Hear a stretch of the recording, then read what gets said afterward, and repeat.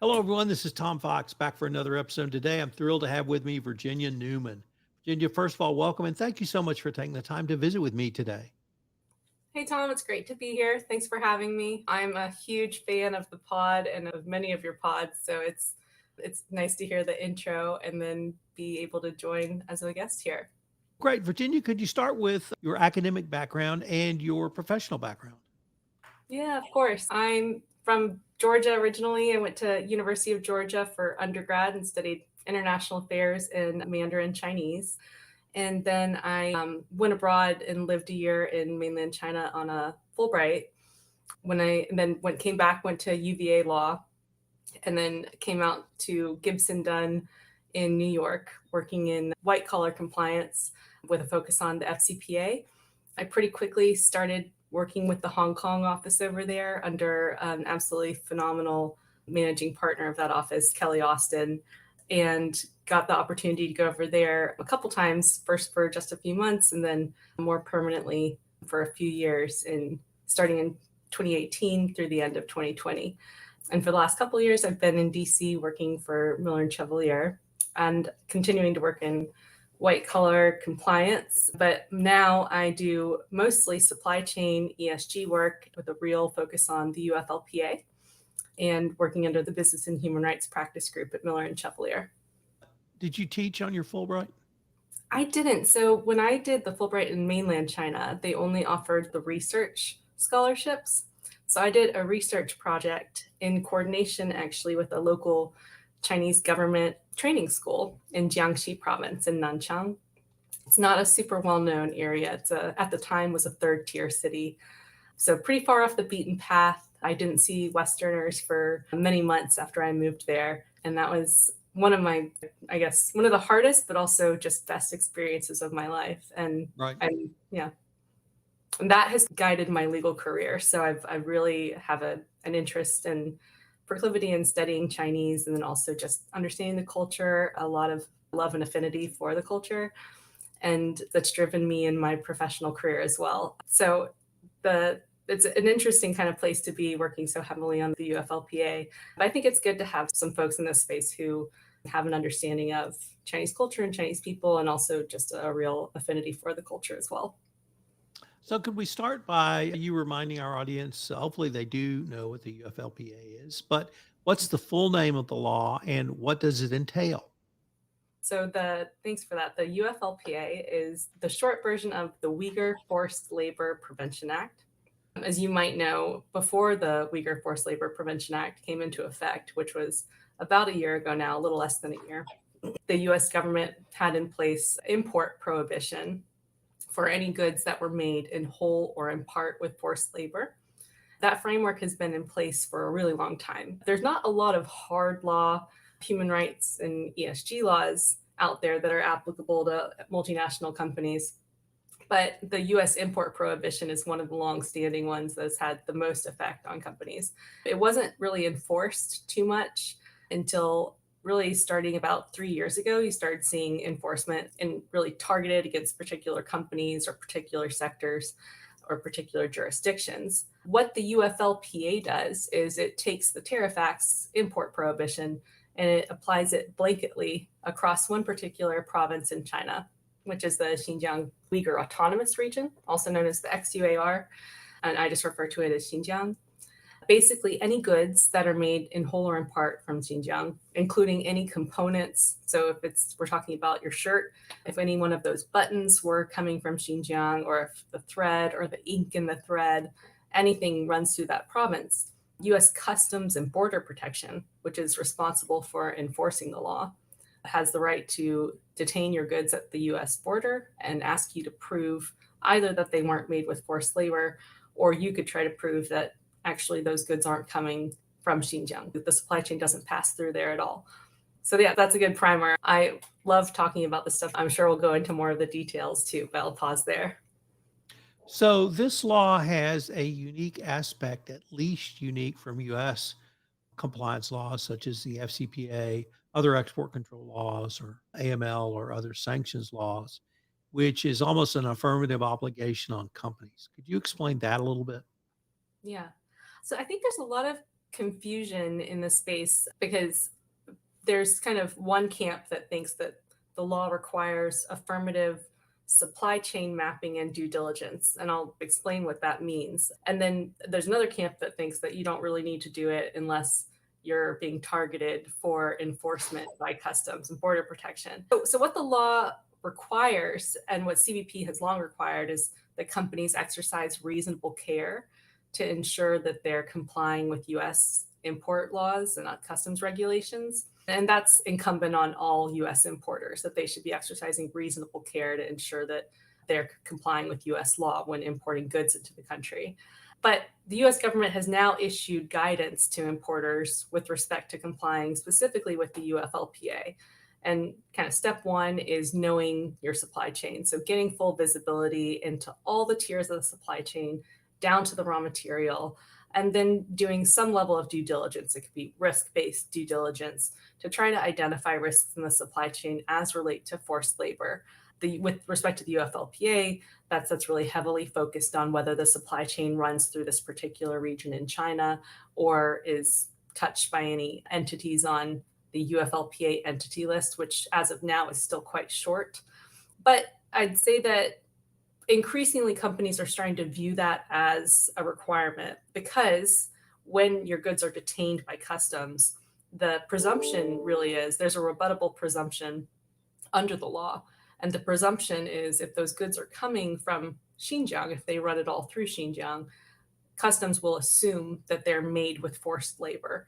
And it's up to the importer then to prove that the goods were not made with forced labor. And under the law, actually, I said they're referred to two camps. So if your goods are coming from Xinjiang and you accept that they're coming from Xinjiang, then really the burden is on you to prove that they're not made with any forced labor, which is an incredibly high burden. And to our knowledge, importers have not been trying to do that. They're going the second route, which is if you're saying that the goods were not made in Xinjiang at all, then the burden is on you to just prove the entirety of the supply chain and that it doesn't run through Xinjiang. You don't necessarily need to show the labor conditions at every single facility in the supply chain. You just need to show that the supply chain falls outside of Xinjiang in its entirety. So you recently attended an event where there was something introduced called the CBP. And I was wondering if you could tell us a little bit about that and how that relates to the flavor of compliance you practice in, particularly around the UFLPA. CBP refers to US Customs and Border Protection. They have been really ramping up in the last year, increasing their budget, increasing their staffing to be able to meet this enforcement expectation by Congress under the UFLPA. And Customs enforces this law by detaining goods at each individual port of entry. So you're dealing with the various port officers and then with their HQ, CBP's headquarters. And they're also engaging in a strong campaign to educate importers on what the law entails and requires.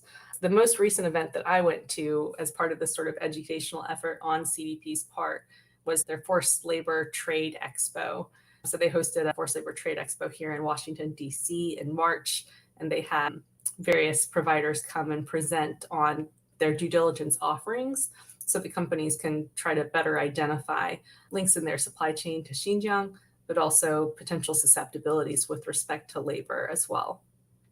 So, what is the new UFLPA enforcement dashboard that the CPB has developed? So this is a great question. I think it's a really big move on CBP's part. One of the main issues that importers have been having under the UFLPA and this new enforcement regime is the lack of visibility into how CBP enforces the UFLPA. I think I mentioned earlier that it's really being enforced on a sector by sector basis.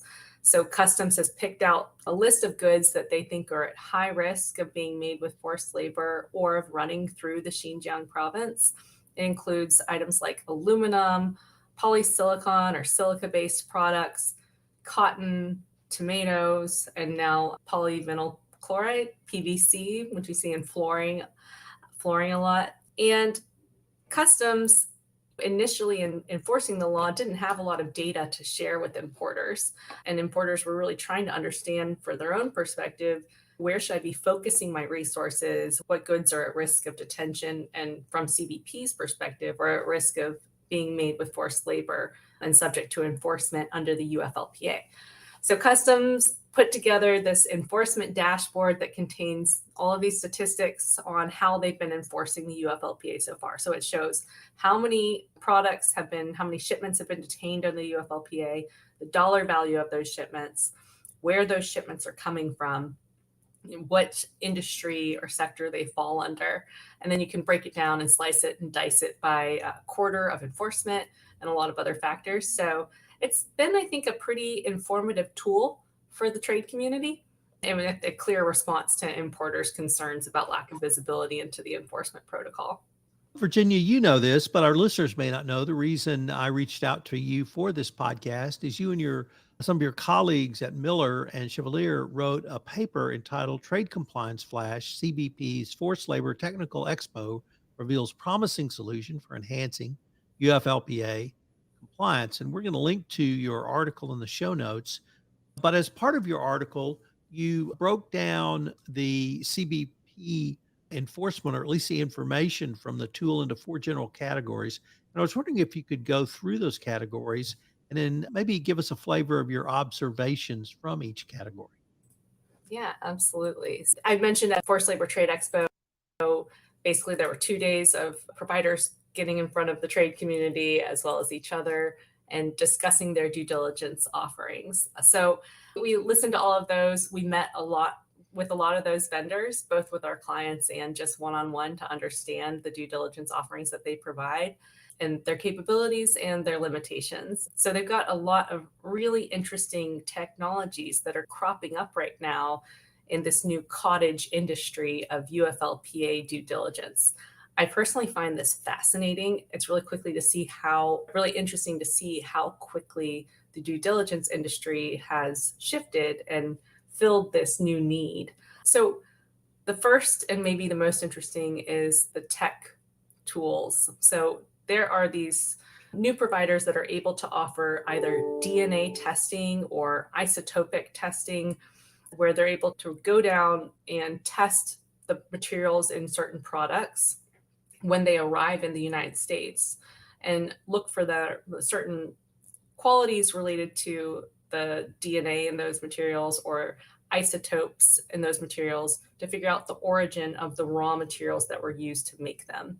That product offering right now is really strong with respect to apparel. Because of the features of cotton, you're able to actually test it in a scientific way, which I cannot explain, but see where the particular cotton in your shirt came from. I know that the apparel industry is also expanding this capability somewhat to other types of fabrics, but this has been existent in the cotton and apparel industry for quite some time because consumers are also concerned and interested to know if their products contain organic cotton. So that's one type of provider, which I think is really interesting. I don't think it's got an application outside of other sectors just yet, but we might see that expand to, for example, the solar panel sector. And I think that some of the providers are working on that capability. The next is one that folks in the anti-corruption compliance space are probably already familiar with. That's just third-party screening. So a lot of these providers aggregate corporate registry information, trade data, as well as adverse media, and they have it organized in such a way and their search terms are formulated in such a way that they're able to look for adverse media and trade and sanctions data in numerous different languages with a focus on forced labor, as well as potential connections to China's Xinjiang province. Those really run the spectrum in terms of how sophisticated the provider is and how expensive the provider is. The third is a real focus on the corporate links in the supply chain. And there's two ways that companies are doing this. So with the supply chain mapping being a really key component of UFLPA due diligence or UFLPA compliance, there's two types of companies that are offering solutions to help companies do this very in-depth supply chain mapping, which is it's a 3-word phrase, but it means so much more than that. And it's such a robust and intensive process in terms of resources that these providers are really filling a need right now. One of them, or one category of them, offer to do this on kind of an AI based way or a predictive way.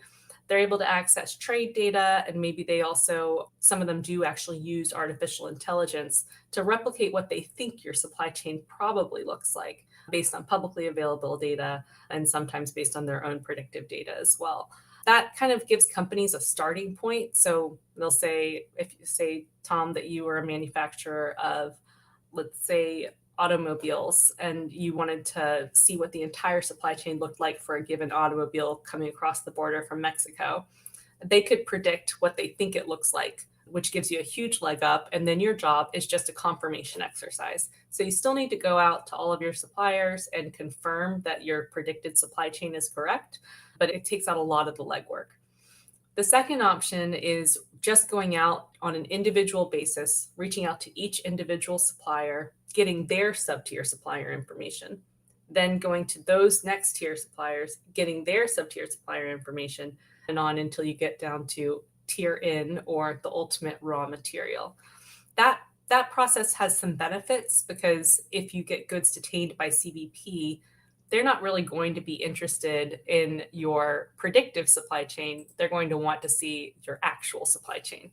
So those are the two different options for the mapping, and all that's the 4 different options for supplier due diligence.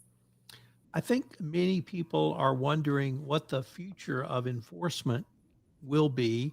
We've had just relatively few months of enforcement. It seems to be robust, but where do you see this going down the road, Virginia? So I think that we're going to see an increase in UFLPA enforcement.